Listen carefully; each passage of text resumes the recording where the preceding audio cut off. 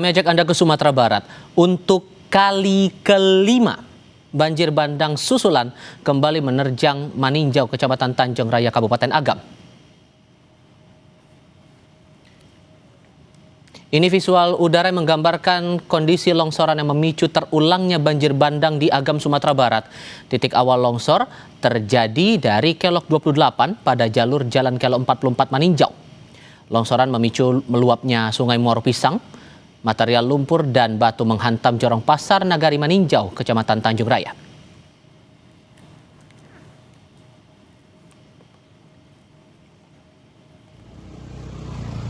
Selain menutup akses jalan utama Lubuk Basong Bukit Tinggi, material terjangan banjir bandang pun menghanyutkan satu unit rumah warga.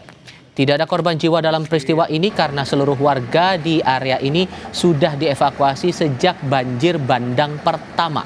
Saat ini personel gabungan sudah melakukan proses pembersihan material banjir bandang. Kita bilang, ini air sudah turun lagi kan, udah sampai gini. Udah sampai air di bawah. Terjadi lagi luapan air Muaro Pisang. Mulai dari Kelok 28 menuju Nagari Maninjau. Luapan ini terjadi pada pukul 20.30. Banyaknya lumpur, batuan dan kayu-kayu yang sampai mengakibatkan satu rumah terbawa arus.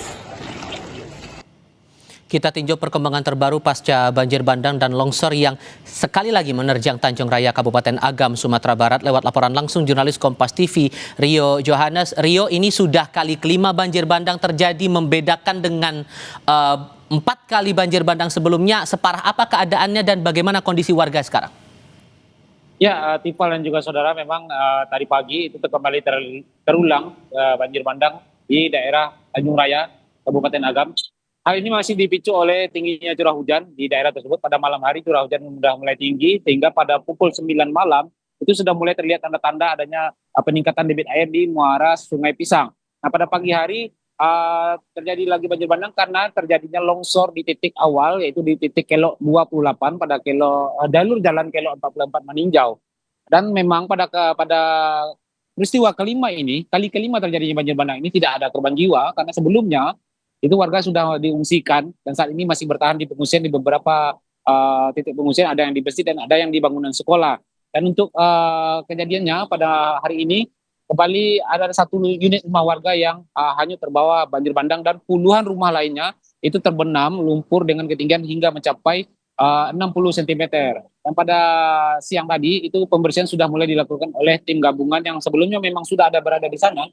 Dan untuk mempercepat proses pembersihan, ini diturunkan ada 2 unit alat berat yang disiagakan di sana. Satu melakukan proses normalisasi aliran sungai, dan satu lagi membantu membersihkan jalur jalan yang menghubungkan antara Lubuk Basong dengan Kota Bukit Tinggi. Nah, saat ini memang jalur sudah bisa dilalui tapi dengan sistem buka tutup. Demikian.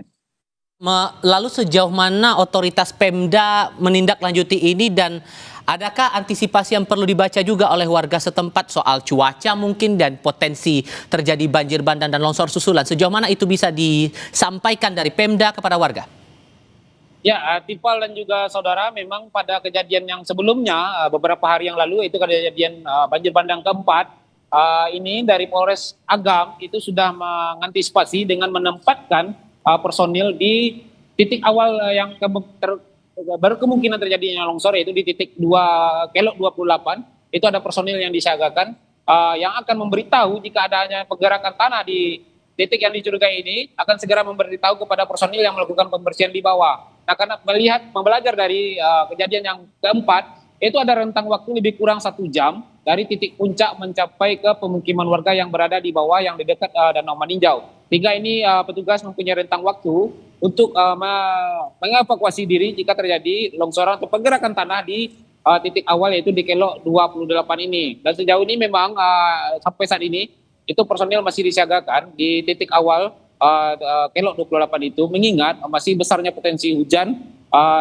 yang melanda kawasan Danau Maninjau yang cenderung terjadi pada sore hari dan malam hari. Demikian, Tifal. Dan ini kan semangat pemerintah sekarang adalah proses pemulihan, terutama untuk hunian tetap atau hunian sementara. Membaca masih ada peristiwa banjir bandang seperti ini, apakah Pemda mempertimbangkan untuk area itu dilarang ada penghuni, dilarang ada warga yang tinggal di situ, atau ada hal lain yang dibaca di sini? Ya, untuk daerah Jorong Pasah, ini adalah Jorong Pasah, jorong yang daerah yang paling terparah terdampak dari banjir bandang yang meluapnya Sungai Muaro Pisang. Ini sampai saat ini memang warga belum diperbolehkan untuk kembali ke rumah mereka. Tapi memang pada siang hari, pagi dan siang hari memang ada beberapa warga yang kembali untuk melakukan pembersihan secara mandiri atau menyelamatkan barang-barang mereka yang masih bisa diselamatkan dari terjangan material banjir bandang. Tapi pada malam hari memang tidak diperbolehkan untuk kembali ke kediaman masing-masing, sehingga mereka masih ditempatkan di pengungsian yang ditetapkan oleh BPBD Kabupaten Agam. Dan untuk untuk hunian sementara sendiri memang sejauh ini masih dalam proses, dan dari beberapa daerah yang terdampak karena cukup luasnya dampak ini, tidak hanya di Maninjau, di Agam pun ada di Palembayan dan di Malala, ada 3 titik. Dan dari 2 titik yang sebelumnya, yaitu dari daerah Palembayan dan Malala, itu sudah didirikan. Saat ini sedang berproses pendirian rumah hunian sementara untuk korban banjir bandang. Dan untuk daerah Maninjau ini masih dalam proses pencarian lahan, di mana titik yang aman, sehingga warga ini bisa dipindahkan untuk sementara di hunian sementara. Dan untuk di daerah Maninjau ini sendiri, saat ini ada lebih kurang ada 3 unit alat berat, 2 diantaranya untuk melakukan pembersihan. 1 alat berat lagi digunakan untuk proses pembangunan jembatan Aramco. Karena ada di bagian atas lagi yang daerah tepatnya berada di kampung halamannya Buya Hamka, itu ada jembatan yang terputus, sehingga di sana juga akan dipasang jembatan Aramco, dan saat ini dalam proses pemasangan jembatan. Demikian, Tifal. Pengawasan kewaspadaan warga ini jadi penting, tapi tindak cepat dari otoritas terkait juga penting juga diperhatikan. Rio Johannes, terima kasih.